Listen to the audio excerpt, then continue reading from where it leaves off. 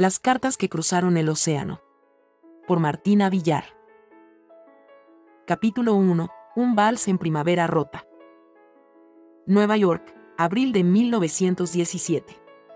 La primavera se desperezaba en la ciudad con una insolencia casi hiriente, desplegando sus encantos de cerezos en flor y brisas templadas que barrían el aroma salobre del Hudson por avenidas y callejones.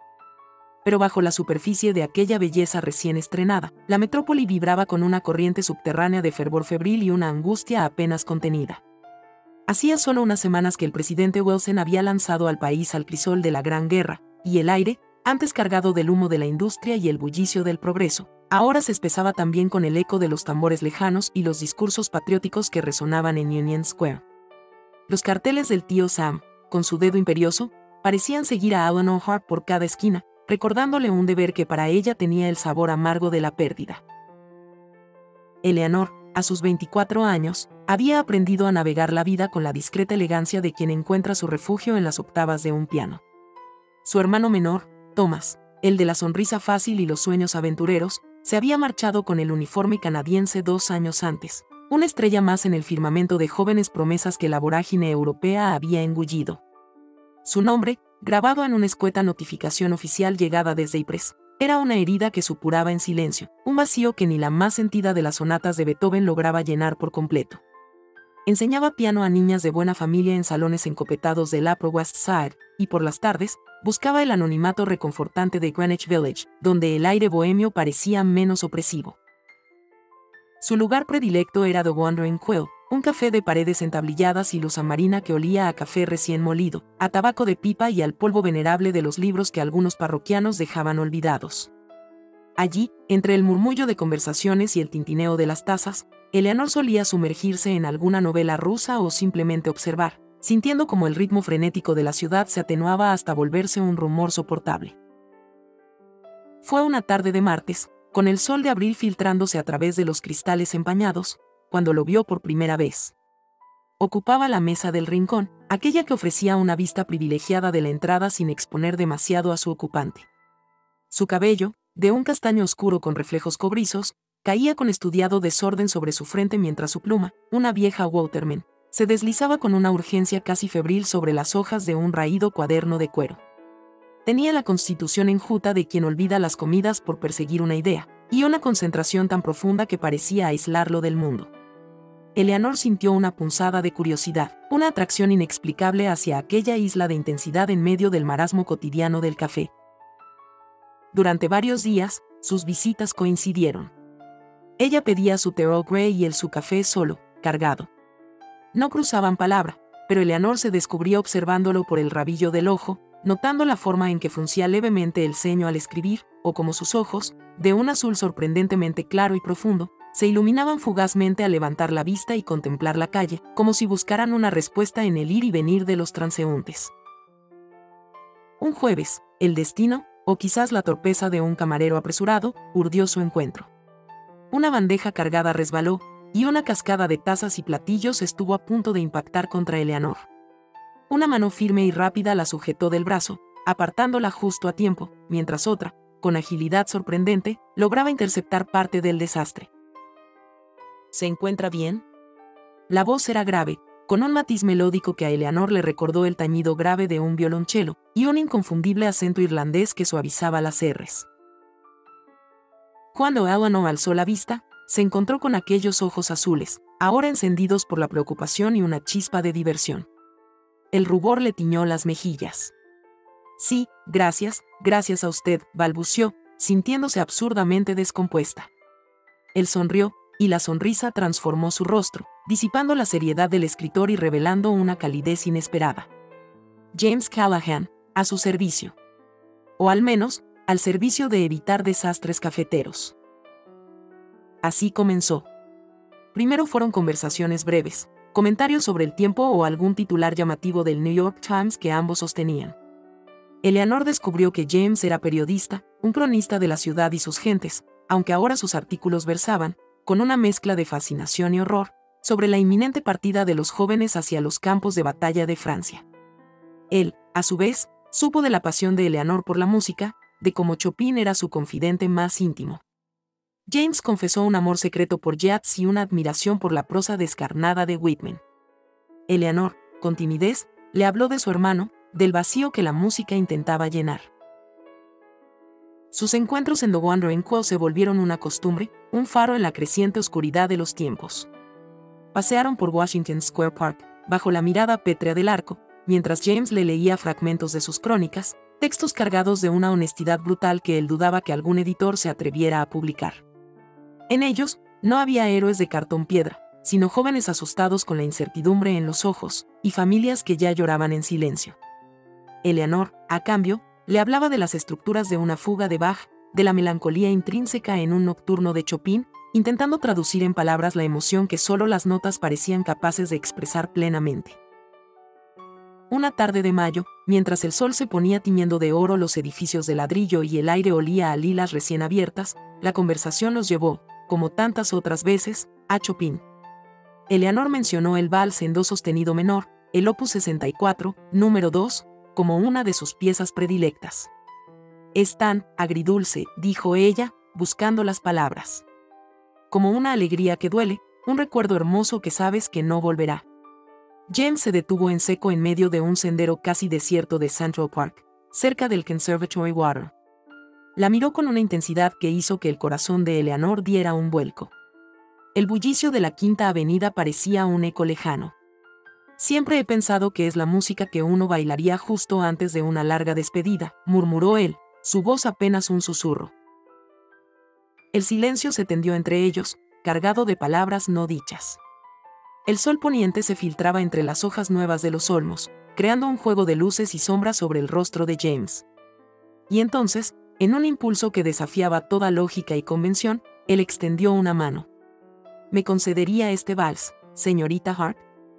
Aunque no haya orquesta, y mi tarareo sea, me temo, bastante mediocre. Eleanor sintió que el aliento se le escapaba. Miró la mano extendida, luego los ojos azules de James, que brillaban con una mezcla de audacia y una vulnerabilidad que la desarmó. Una sonrisa tímida curvó sus labios. Sería un honor, señor Callahan. Él tomó su mano con delicadeza, colocando la otra en su cintura con un respeto casi reverencial.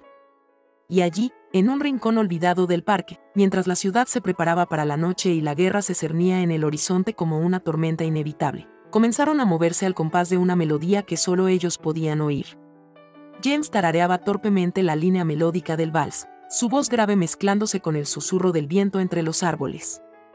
Eleanor cerró los ojos, dejándose llevar, sintiendo el calor de su mano, la firmeza de su guía, el latido de un corazón que parecía bailar al unísono con el suyo. No hubo palabras. No eran necesarias. En aquel vals improvisado, bajo un cielo que pasaba del naranja al índigo, se selló una promesa silenciosa, un reconocimiento mutuo de almas que se habían encontrado en el umbral de una primavera rota. El mundo podía estar desmoronándose, pero en ese instante, en ese pequeño claro de hierba, solo existían ellos dos y la música efímera de un amor que comenzaba a florecer contra toda esperanza. Las cartas que cruzaron el océano. Por Martina Villar. Capítulo 2. Promesas de tinta y papel. El idilio neoyorquino, tejido con paseos al atardecer y valses susurrados en la intimidad de parques solitarios, se vio teñido por la cruda realidad a finales de junio. El solsticio de verano trajo consigo los días más largos del año y, con ellos, una sombra que se cernía inexorable sobre Eleanor y James, la carta oficial del Departamento de Guerra, con su sello marcial y su lenguaje impersonal, convocando a James Callahan a presentarse para el adiestramiento.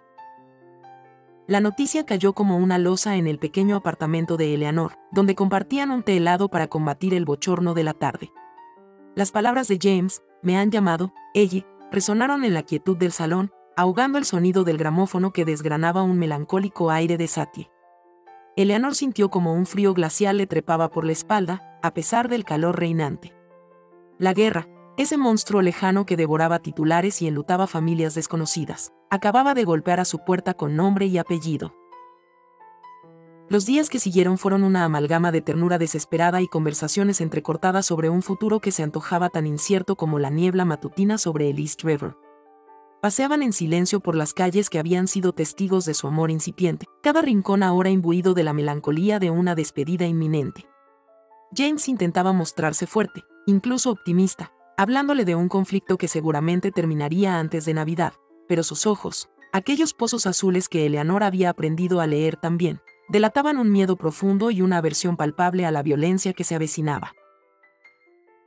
No nací para esto, ella, le confesó una noche, mientras contemplaban el perfil iluminado de la ciudad desde el ferry de Staten Island. Mi única arma debería ser mi pluma. Escribir sobre la verdad, no fabricarla a golpe de bayoneta. Eleanor le apretó la mano con fuerza. Escribirás, James. Encontrarás la manera. Y tu verdad será la que nos guíe a muchos. Yo te esperaré. Te esperaré siempre. La despedida tuvo lugar en la estación de Pensilvania, un hervidero de emociones donde el vapor de las locomotoras se mezclaba con las lágrimas y los vítores forzados. El vasto vestíbulo, con sus techos abovedados y su constante trasiego, parecía un templo dedicado al dios de las partidas. Familias enteras se agolpaban en los andenes, madres aferradas a hijos de uniformes aún impecables, novias que prometían fidelidad eterna con la voz quebrada. El aire olía a carbón, a sudor y a la fragancia agridulce de los adioses. Eleanor había pasado la noche anterior en vela, preparando sus pequeños talismanes. Cuando encontró a James cerca del tren asignado, entre un mar de rostros jóvenes y ansiosos, sintió que el corazón se le encogía hasta doler. Él también la buscaba con la mirada, y cuando sus ojos se encontraron, el mundo alrededor pareció desvanecerse por un instante. No traje mucho equipaje, dijo él, intentando una sonrisa que no llegó a sus ojos. Eleanor le tendió un pequeño paquete envuelto en papel de seda. Para que no olvides el camino de vuelta. Con manos temblorosas, James desenvolvió el regalo. Eran las partituras del vals en do sostenido menor de Chopin, el que habían bailado en el parque. Prensaba con delicadeza entre las páginas de la sección central, donde la melodía alcanzaba su clímax más nostálgico, había una pequeña rosa amarilla, símbolo de su amistad floreciente y del amor que ahora los unía. Ella, murmuró él, la voz ahogada. A su vez, James extrajo de su cartera una fotografía. Era un retrato de estudio, tomado con prisa, donde él aparecía con el uniforme recién estrenado, la mandíbula tensa pero con una leve sonrisa tímida que Eleanor adoraba. Para que no te olvides de este rostro irlandés mientras estoy fuera, dijo, entregándosela. Luego, con un gesto que la sorprendió, sacó su reloj de bolsillo, una pieza de plata labrada que había pertenecido a su abuelo. Quiero que lo guardes tú. Así, una parte de mi tiempo se quedará contigo. El silbato del tren rasgó el aire, un sonido agudo y perentorio. No quedaba tiempo. James la atrajo hacia sí, y su beso fue desesperado y tierno a la vez, un sello de promesas y miedos compartidos que supo a sal y a la certeza de un amor que desafiaría la distancia. Te escribiré cada semana, Ellie Hart, prometió él, su frente apoyada en la de ella, sus alientos mezclándose. Cada maldita semana. Es una promesa. Y yo te responderé cada una de ellas, James Callahan, respondió ella, aferrándose a su mirada como a un salvavidas. Te estaré esperando aquí mismo. El tren se puso en marcha con una sacudida perezosa, luego fue ganando velocidad, llevándose a James y a cientos de muchachos más hacia un destino incierto. Eleanor permaneció en el andén hasta que la última voluta de humo se perdió en la distancia, apretando la fotografía y el reloj contra su pecho, sintiendo ya el peso de su ausencia. Las primeras cartas de James llegaron desde el campo de entrenamiento en Yaphank, Long Island, apenas unos días después. Estaban escritas en papel delgado, con su caligrafía apretada y enérgica. En ellas, describía con una mezcla de humor ácido y fastidio la monotonía de la instrucción militar, la torpeza de los reclutas urbanitas intentando marchar al unísono, la comida infame y la camaradería forzosa que empezaba a surgir entre aquellos hombres arrancados de sus vidas. Mi querida Eleanor, escribía en una de las primeras, esto es un circo, te lo aseguro. Nos enseñan a odiar a un enemigo al que nunca hemos visto y a obedecer órdenes que a menudo carecen de toda lógica. Ayer intenté explicarle a mi sargento que una retirada estratégica podría ser más inteligente que una carga frontal sin sentido, y casi acabo limpiando letrinas durante una semana. Extraño el olor a tinta de The Wandering Quill y el sonido de tu piano más de lo que las palabras pueden expresar. Intento escribir algunas crónicas de lo que veo, la verdad sin barnices, pero dudo que ningún periódico se atreva a publicarlas. Son demasiado humanas. Cuéntamelo todo de Nueva York. Cuéntame que Chopin sigue sonando en esa habitación tuya. Tu recuerdo es mi único concierto decente estos días. Tuyo, James. Eleanor leía y releía cada misiva, buscando entre líneas el ánimo de su amado. Le respondía con largas cartas donde detallaba su vida en una Nueva York que, sin él, parecía haber perdido parte de su brillo. Le hablaba de sus alumnas, que a menudo preguntaban por el soldado de la señorita Hart, de sus tímidos intentos de voluntariado en la Cruz Roja local, donde ayudaba a doblar vendajes y a preparar paquetes para los soldados en el frente. Cada noche, antes de dormir, se sentaba al piano y tocaba el vals de Chopin, imaginando que James estaba allí, escuchando, su presencia una cálida certeza en la habitación vacía. La fotografía de James, enmarcada en plata, presidía el atril, y el reloj de bolsillo descansaba sobre la tapa cerrada del teclado, su check-check un eco constante de la promesa de su regreso. Así, entre la tinta y el papel, comenzó a tejerse un puente invisible sobre el océano que pronto los separaría físicamente. Las cartas se convirtieron en su refugio, en el espacio sagrado donde sus almas podían encontrarse sin importar los kilómetros. En cada frase, en cada confidencia, su amor se hacía más profundo, más resistente, anclaba en la esperanza y en la promesa de volver a bailar aquel vals, esta vez, sin la sombra de una despedida. Las cartas que cruzaron el océano. Por Martina Villar. Capítulo 3. El silencio del océano. Agosto de 1917 trajo consigo una Nueva York pegajosa y un nuevo compás en la correspondencia de Eleanor y James. Él ya estaba en Francia, en algún lugar cerca del frente, como rezaban sus cartas, ahora con el sello de la censura militar estampado con una brusquedad que a Eleanor le encogía el alma. Las descripciones vívidas de sus compañeros de entrenamiento y sus reflexiones irónicas sobre la burocracia militar fueron dando paso a observaciones más escuetas, a paisajes descritos con una belleza melancólica que apenas lograba ocultar el horror subyacente. Hablaba de pueblos franceses con nombres como canciones antiguas, de campos que olían a pólvora y a tierra removida, y de un cielo que a menudo se iluminaba con un resplandor antinatural. Mi adorada Elle, escribió en septiembre, su caligrafía ligeramente más temblorosa. Hoy hemos visto pasar una columna de heridos. No te describiré los detalles, pues no quiero que esa sombra alcance tu luz. Solo diré que he comprendido que las verdaderas batallas no se libran solo con fusiles, sino también con el alma. La tuya, desde la distancia, me sostiene. Sigo llevando tu rosa entre las páginas de Chopin, es un pequeño reducto de color en este mundo gris. Cuéntame de tus alumnos, de los conciertos, de cómo la Quinta Avenida se prepara para el otoño. Necesito esos retazos de normalidad como el aire que respiro. Siempre tuyo, James.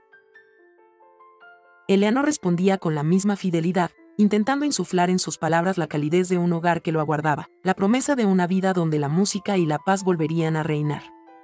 Le enviaba pequeños paquetes con dulces caseros, aunque sabía que muchos no llegarían o lo harían en un estado lamentable, y recortes de prensa que hablaban de los avances aliados con un optimismo que ella misma luchaba por mantener. Su voluntariado en la Cruz Roja local se intensificó, ya no solo doblaba vendas, sino que ayudaba a organizar envíos y a consolar a las familias que recibían las temidas notificaciones. Cada telegrama que veía pasar, cada rostro demudado por el dolor, era un aguijón que le recordaba la fragilidad del hilo que la unía a James. El otoño dio paso a un invierno crudo. Las cartas de James se volvieron más espaciadas. A veces pasaban 2, incluso 3 semanas, sin noticias. Eleanor acudía al puesto de correos con una mezcla de esperanza febril y un terror sordo que le oprimía el pecho. Cuando llegaba un sobre con el remite militar, su corazón daba un vuelco, y solo respiraba con alivio al reconocer la letra de James, aunque fuera breve, aunque contuviera frases tachadas por la censura que dejaban entrever más de lo que ocultaban. Empezó a notar que algunas de sus preguntas más directas sobre su bienestar o la crudeza de su día a día quedaban sin respuesta, como si un muro invisible se estuviera interponiendo entre ellos. La primavera de 1918 llegó sin apenas alardes, y con ella, noticias cada vez más sombrías del frente occidental. Los periódicos hablaban de ofensivas alemanas, de feroces contraataques. Los nombres de batallas desconocidas hasta entonces Somme, Marne, Verdun se volvieron dolorosamente familiares. Las listas de bajas publicadas en el Times eran cada vez más largas, y Eleanor las escrutaba con el alma en vilo, buscando y temiendo encontrar un nombre entre la multitud de desconocidos. En junio, El estallido informativo de la batalla de Belleau sacudió a la nación.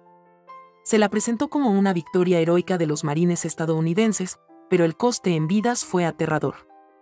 Eleanor leyó cada crónica, cada testimonio, sintiendo como una garra helada se aferraba a su corazón. James, aunque periodista de formación, ahora era un soldado más, expuesto a los mismos horrores, a la misma metralla. Fue entonces cuando el silencio se hizo completo. Pasó una semana desde la última carta fechada a finales de mayo, justo antes de que se intensificaran los combates en Belleau. Luego 2. Un mes. El verano avanzaba implacable, y cada día sin noticias era una nueva espina clavándose en la esperanza de Eleanor. Acudió a las oficinas de la Cruz Roja en busca de información, a las dependencias militares, pero solo encontró burocracia y respuestas evasivas. Si noticias son buenas noticias, le decían algunos con una compasión impostada que la hería profundamente. Pero ella sabía, con la intuición que nace del amor y el miedo, que algo no iba bien. La imagen de su hermano Thomas, de su sonrisa truncada, la asaltaba en las noches de insomnio. No podía, no quería, volver a pasar por aquello, por la espera vacía, por la confirmación final de una ausencia eterna. Si el mundo no le daba respuestas sobre James, ella misma iría a buscarlas. La idea germinó como una semilla de desesperación y coraje. Al principio le pareció una locura, un impulso irracional. ¿Qué podía hacer ella, una simple profesora de piano, en medio del caos de una Europa en guerra?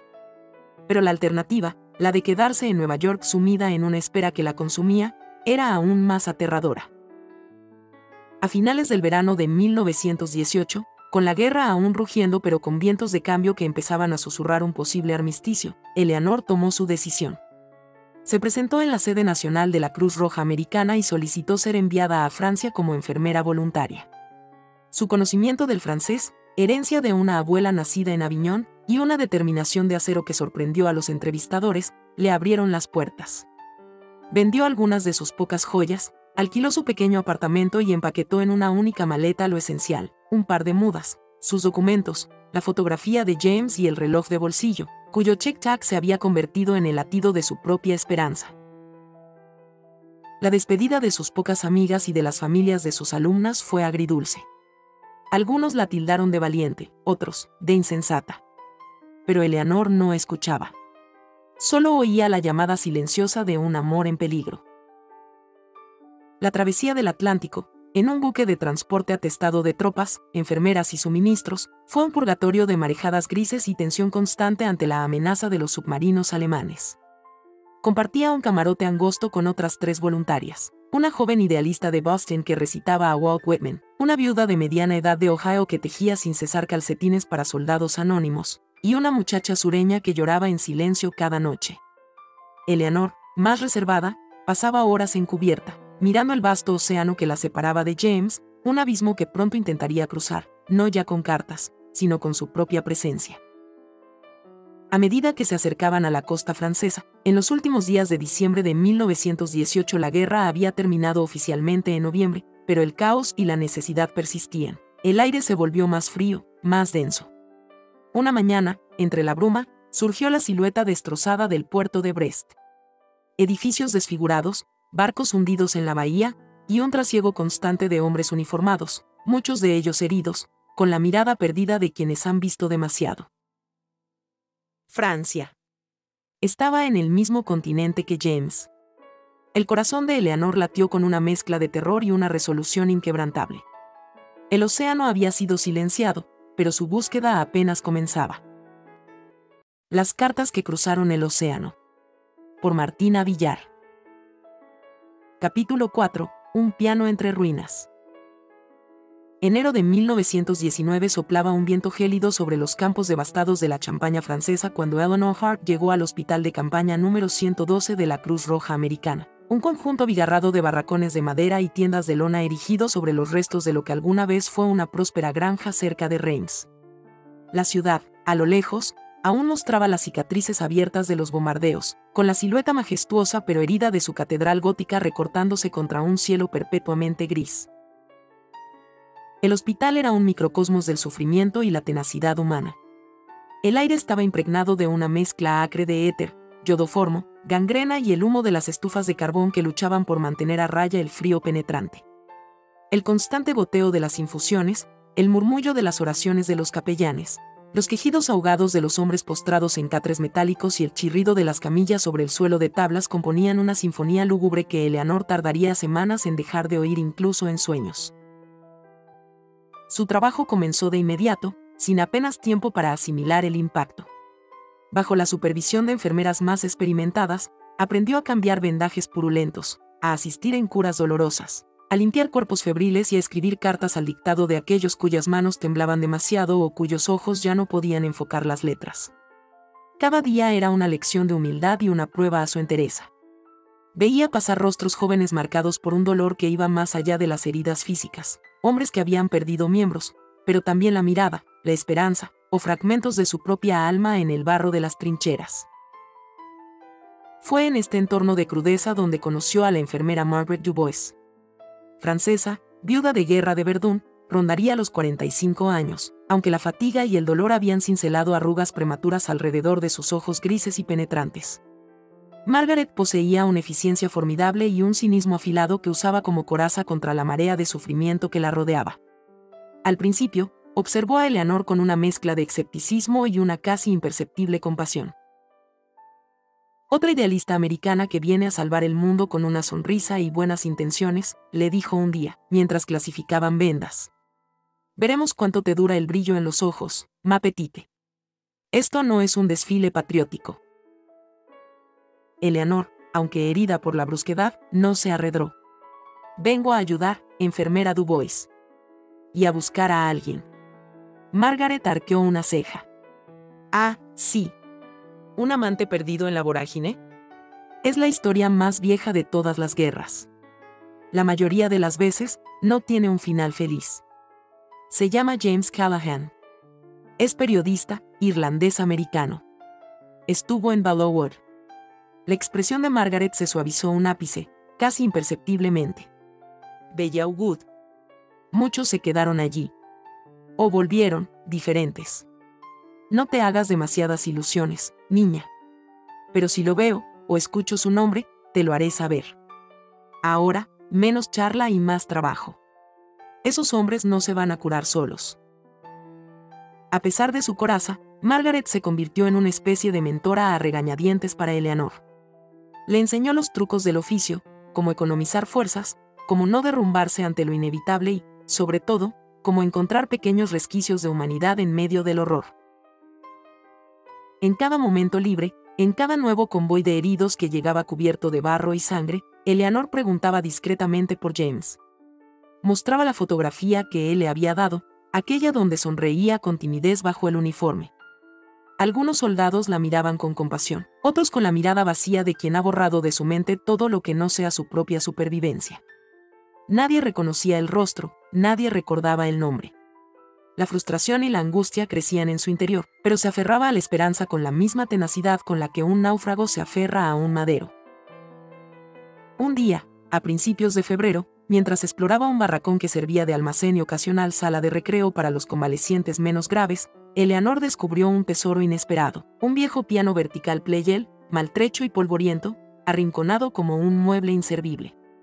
Una de sus patas estaba rota y calzada con ladrillos, varias teclas de marfil habían desaparecido y otras estaban amarillentas y desafinadas, pero para Eleanor fue como encontrar un oasis en el desierto. Con el permiso reticente de la enfermera jefe, y tras limpiarlo como pudo, comenzó a tocar en sus escasos ratos libres. Al principio, sus dedos estaban torpes, entumecidos por el frío y el trabajo físico, pero pronto recordaron su antiguo lenguaje. De las entrañas del viejo Pleyel brotaron melodías sencillas, himnos que su madre le cantaba, canciones populares de la época, fragmentos de Bach que hablaban de orden en medio del caos. La música actuó como un bálsamo. Los soldados que podían caminar se acercaban, atraídos por los sonidos olvidados. Se sentaban en cajas vacías o en el suelo, escuchando en silencio, sus rostros a menudo impasibles, pero con una luz diferente en los ojos. A veces, alguno tarareaba una melodía familiar, o una lágrima furtiva rodaba por una mejilla curtida. Eran pequeños milagros, instantes de conexión que trascendían el dolor y la desolación. Para Eleanor, tocar era también una forma de buscar a James, como si sus melodías pudieran viajar por el aire y encontrarlo donde quiera que estuviese. Fue durante una de esas tardes grises, mientras sus dedos acariciaban las teclas con una melancolía particular, interpretando un nocturno de Chopin que James había amado, cuando lo vio por primera vez. O, más bien, sintió su presencia. Había un grupo de soldados escuchando, como de costumbre, pero uno de ellos, sentado en la penumbra del fondo, apartado del resto, la observaba con una fijeza que la inquietó. No podía distinguir bien sus rasgos, solo una silueta delgada envuelta en la manta gris del hospital. Pero había algo en su postura, en la forma en que inclinaba la cabeza, que le resultó vagamente familiar, un eco doloroso y casi olvidado. Cuando terminó la pieza, buscó con la mirada a aquel soldado, pero ya no estaba. Se había esfumado como una sombra. Los días siguientes, volvió a percibir su presencia esporádica. Siempre en la distancia, siempre silencioso. Las otras enfermeras lo conocían como el silencioso o, en los registros, como soldado desconocido número 27. Había llegado hacía meses, recogido en un puesto de socorro avanzado, con una herida grave en la cabeza y el rostro parcialmente desfigurado por la metralla. No hablaba, no reaccionaba a los estímulos más allá de lo básico. Su mirada era vacía, perdida en algún laberinto interior. Llevaba una placa de identificación ilegible. Eleanor sintió una punzada de compasión por aquel hombre roto, uno más entre tantos.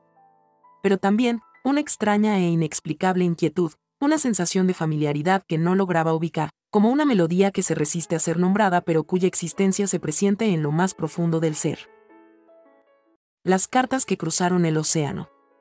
Por Martina Villar. Capítulo 5. Ecos de un vals olvidado. Junio de 1918, sector de Belleauwood. El infierno tenía un nombre, y para James Callahan, se llamaba Belleauwood.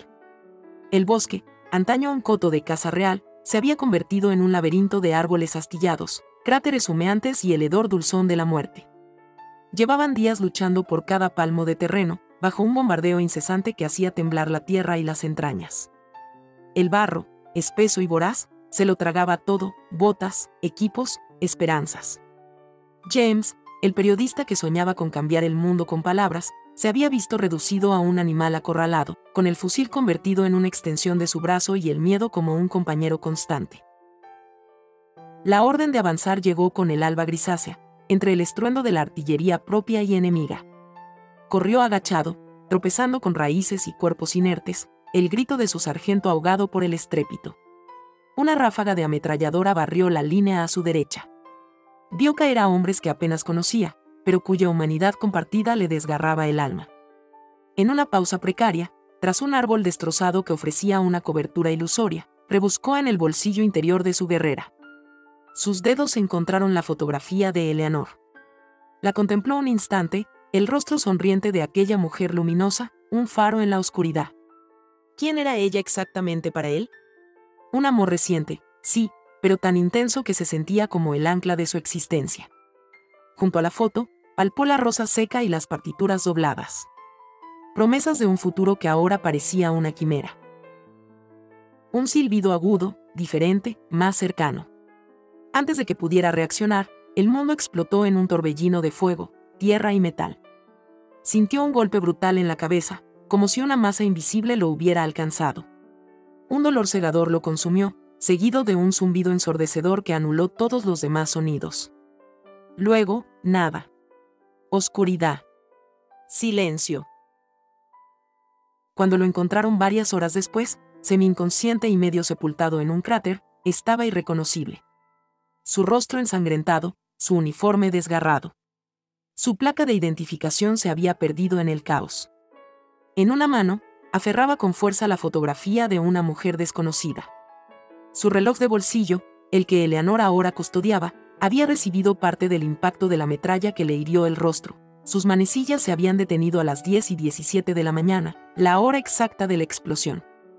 Despertó días después en un hospital de evacuación, con la mente en blanco. No recordaba su nombre, ni de dónde venía, ni quién era la mujer de la fotografía cuyo rostro, extrañamente, le producía una punzada de algo parecido a la paz, aunque no supiera por qué. Era un lienzo vacío, un alma a la deriva.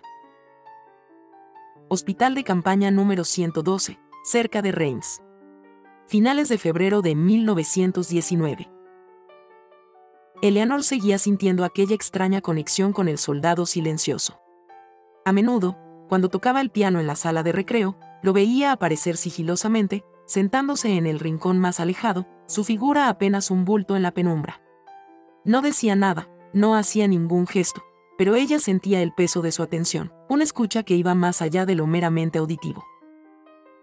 Una tarde, mientras la lluvia azotaba las lonas del hospital creando una atmósfera aún más melancólica, Eleanor se sentó ante el viejo Pleyel. Sus dedos dudaron un instante sobre las teclas amarillentas.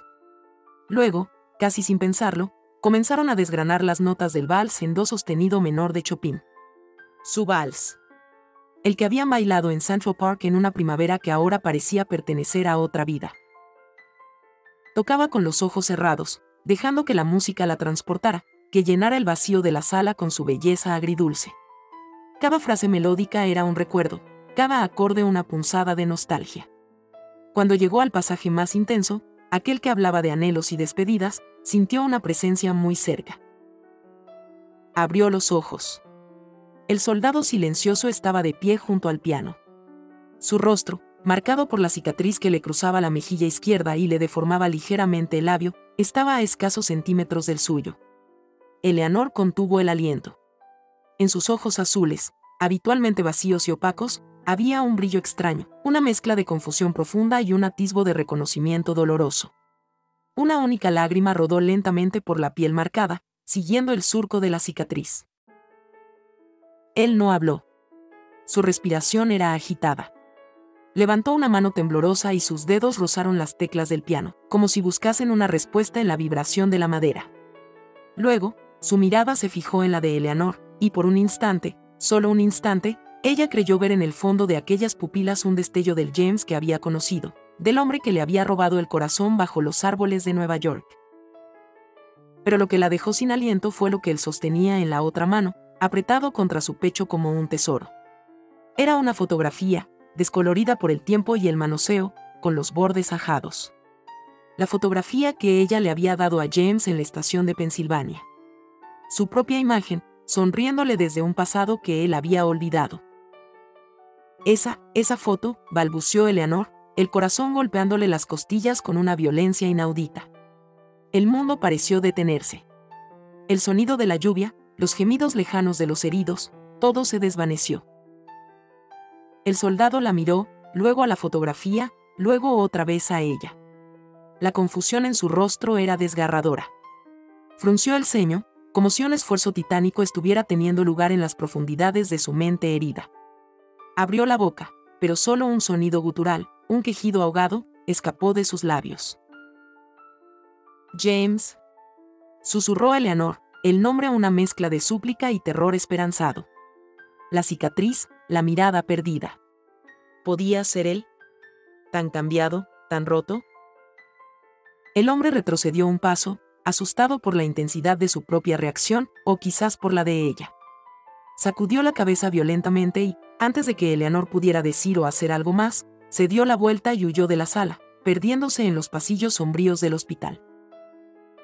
Eleanor se quedó paralizada junto al piano, temblando de pies a cabeza. La melodía del vals aún flotaba en el aire, pero ahora estaba cargada de una nueva y terrible significación. Los días siguientes fueron una tortura para ella. Intentó acercarse al soldado silencioso, pero él la rehuía, o la miraba con una mezcla de miedo y una angustia que la desgarraba. Sin embargo, Eleanor ya no tenía dudas. A pesar de las cicatrices, de la amnesia, de la coraza de silencio que lo envolvía, sabía que aquel hombre era James. Su James. Comenzó a pasar más tiempo cerca de él, sin presionarlo. Le leía en voz baja poemas de Yeats, aquellos que sabía que él amaba. Le hablaba de Nueva York, de The Wandering Quill, de un paseo en el ferry bajo las estrellas. A veces, le tocaba suavemente el piano, eligiendo melodías que pudieran evocar algo en su memoria fragmentada. Él escuchaba, a menudo desde la distancia, pero a veces permitía que se sentara a su lado, aunque siempre manteniendo una barrera invisible. En ocasiones, Eleanor creía ver un atisbo de reconocimiento en sus ojos, un parpadeo fugaz, un endurecimiento de la mandíbula, pero desaparecía tan rápido como llegaba, dejándolo sumido de nuevo en su niebla. Margaret Dubois observaba la interacción con su habitual escepticismo, pero Eleanor notó que la mirada de la enfermera francesa se había vuelto más atenta, menos cínica. «Ten cuidado, Eleanor», le advirtió un día en voz baja. «A veces, la esperanza puede ser más cruel que la certeza. Ese hombre está muy dañado. Puede que nunca recuerde. O peor, puede que no sea quien tú crees». «Lo es, Margaret». «Lo sé», respondió Eleanor con una convicción que sorprendió a la propia Margaret. «Solo necesito encontrar la llave que abra la puerta de sus recuerdos». Pero la llave parecía esquiva, y la puerta, firmemente cerrada. La tensión en Eleanor crecía con cada día que pasaba, una mezcla de esperanza febril y el temor constante a que cualquier avance fuera solo una ilusión. Amaba a aquel hombre herido y perdido, pero se preguntaba si alguna vez podría recuperar al James que había conocido, o si tendría que aprender a amar al fantasma que la guerra le había devuelto. Las cartas que cruzaron el océano. Por Martina Villar. Capítulo 6. Susurros en la evacuación. Marzo de 1919 se despedía con una falsa promesa de primavera. Los días se alargaban, pero el aire seguía cargado de la humedad fría de un invierno que se resistía a morir, y en el hospital de campaña, la rutina de sufrimiento y esperanza continuaba su curso inalterable. Eleanor había logrado pequeños avances con James o el soldado silencioso, como aún lo conocían la mayoría. Ya no la rehuía con tanto ahínco, e incluso en ocasiones, cuando ella le hablaba de Nueva York o leía en voz alta, una sombra de expresión, un fugaz ceño fruncido o el atisbo de una pregunta en sus ojos, le indicaban que algo, en lo más profundo de su ser herido, luchaba por emerger. Una noche, mientras Eleanor terminaba su turno y la mayoría de los pacientes dormían o se quejaban en voz baja, un sonido antinatural rasgó la quietud, el aullido penetrante y ominoso de las sirenas de alarma. No eran los habituales ejercicios. Este era real, urgente, cargado de pánico. Gritos y órdenes comenzaron a resonar por los barracones. «¡Gas! ¡Alerta de gas!», gritó una enfermera, corriendo por el pasillo. «Un depósito de municiones alemán abandonado ha explotado cerca. El viento trae la nube hacia aquí. Evacuación inmediata». El caos se desató. Médicos y enfermeras, muchos de ellos apenas despiertos, se movilizaban con una eficiencia desesperada, intentando preparar a los heridos más graves para el traslado. Eleanor sintió una punzada de terror helado, pero la imagen de James acudió a su mente con una claridad imperiosa. Corrió hacia el pabellón donde él se alojaba, un barracón de madera en el extremo más alejado del complejo.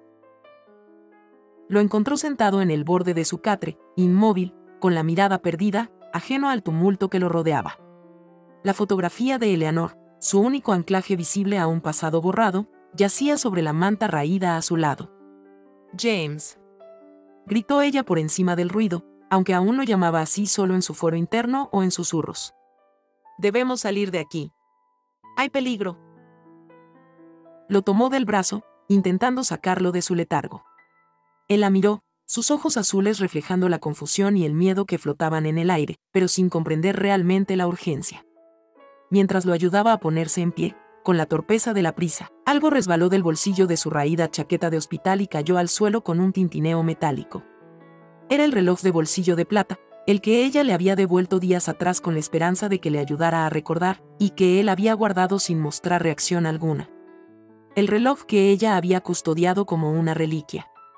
Eleanor se agachó rápidamente para recogerlo, sus dedos rozando los de él en un contacto eléctrico.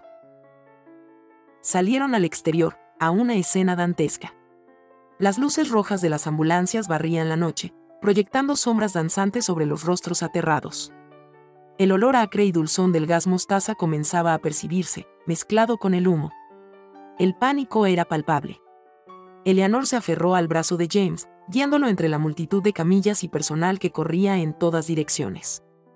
De repente, él se detuvo, llevándose las manos a la cabeza. Un gemido gutural escapó de sus labios. La cicatriz en su rostro pareció tensarse. «James», murmuró él, la voz rasposa, apenas un susurro entre el caos. Eleanor se quedó paralizada, el corazón detenido. ¿Había oído bien? Él la miró, y por primera vez en meses, sus ojos ya no estaban vacíos. Había una luz en ellos, una chispa de reconocimiento doloroso, una lucha interna. Mi nombre es James Callahan. Las lágrimas anegaron los ojos de Eleanor. Sí, logró decir, la voz quebrada por la emoción. Sí, mi amor, lo es. Él la miró fijamente, como si la viera por primera vez y, al mismo tiempo, como si la hubiera reconocido desde siempre en algún rincón olvidado de su memoria. Un torrente de imágenes fragmentadas pareció asaltarle. El parque, la música, una estación de tren, ella, susurró, el nombre a un descubrimiento en sus propios labios. Eleanor, mi pianista. Antes de que ella pudiera responder, antes de que pudiera abrazarlo y gritarle al mundo que lo había encontrado, una nueva oleada de personal los empujó hacia uno de los últimos camiones de evacuación. Consiguieron subir, apretujados entre otros heridos y enfermeras. Mientras el vehículo se alejaba dando tumbos del hospital envuelto en sombras, Eleanor sostuvo la mano de James con fuerza. Él estaba débil, temblando violentamente, el esfuerzo de recordar pareciendo haberlo agotado por completo. Apoyó la cabeza en el hombro de Eleanor, buscando refugio. El camión avanzaba con dificultad por caminos embarrados, lejos de la nube tóxica. Parecían haber escapado del peligro inmediato. Eleanor acunaba el rostro de James entre sus manos. Has vuelto a mí, le susurró, besando su frente. Él sonrió débilmente, una sombra de la sonrisa que ella tanto amaba. Siempre estuve aquí, ella, perdido, pero aquí. Te escribí cartas. Pero la guerra aún no había dicho su última palabra. Un avión enemigo solitario, quizás perdido o en una misión de reconocimiento tardía, sobrevoló la caravana de evacuación. Una única bomba, liberada al azar o con una puntería cruel, explotó a escasos metros de su camión. La onda expansiva los sacudió violentamente. Gritos, oscuridad momentánea, y luego el caos de nuevo. Cuando Eleanor recuperó la conciencia, aturdida y con un pitido en los oídos, vio que el camión estaba volcado. A su lado, James yacía inmóvil, con los ojos cerrados y una mancha oscura extendiéndose rápidamente sobre su pecho. «No», gritó ella, arrastrándose hacia él. «James, no. No ahora». Lo tomó en sus brazos. Él abrió los ojos con dificultad, buscándola. Una sonrisa ensangrentada se dibujó en sus labios. «Nuestro vals». Ella susurró, su voz apenas un hilo de aire. «Tienes que seguir tocándolo, lo tocaré para ti siempre, mi amor», sollozó Eleanor, apretándolo contra su pecho. «No me dejes, por favor». Él levantó una mano temblorosa y acarició su mejilla. «Te amo». La palabra quedó inconclusa. Sus ojos perdieron el brillo, su mano cayó inerte. El silencio que siguió fue más ensordecedor que cualquier explosión. Epílogo Nueva York, 1925. Los años habían pasado, barnizando los recuerdos con una pátina de melancolía dulce.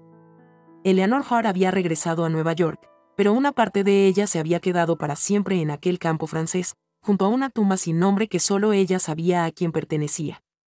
Enseñaba piano en un pequeño conservatorio de Brooklyn, y sus alumnas decían que su música tenía una profundidad especial, una tristeza hermosa que conmovía el alma.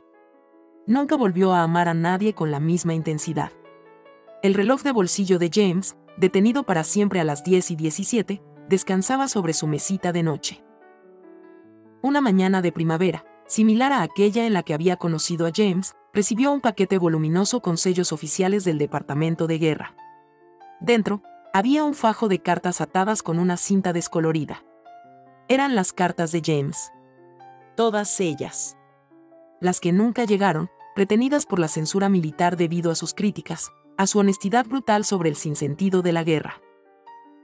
Con manos temblorosas, Eleanor las leyó una por una, durante toda una tarde, mientras el sol se ponía sobre los tejados de la ciudad.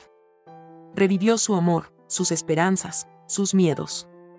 Y entonces, llegó a la última, escrita apenas unos días antes de la batalla de Belleau-Wood, antes de que la metralla le robara la memoria y, finalmente, la vida. Y cuando regrese, ella, mi adorada pianista, cuando todo este infierno sea solo una pesadilla lejana, te llevaré de nuevo a ese parque bajo los olmos. Y esta vez, mi amor, bajo el mismo cielo que fue testigo de nuestro primer vals, te pediré que seas mi esposa. Porque un mundo sin ti, incluso uno en paz, no tendría sentido para mí. He comprado un pequeño anillo. No es mucho, pero lleva en él toda la esperanza de mi corazón. Eleanor cerró los ojos, las lágrimas rodando por sus mejillas, apretando las cartas contra su pecho. El dolor era tan agudo como el primer día, pero ahora estaba mezclado con una gratitud extraña y profunda por haber conocido un amor así. Se acercó al piano y, mientras la habitación se llenaba de las notas agridulces del vals en do sostenido menor de Chopin, susurró al aire, a la memoria de James. Nunca fuimos héroes, pero amamos en tiempos de odio. Y eso, mi amor, fue nuestro milagro y nuestra eternidad.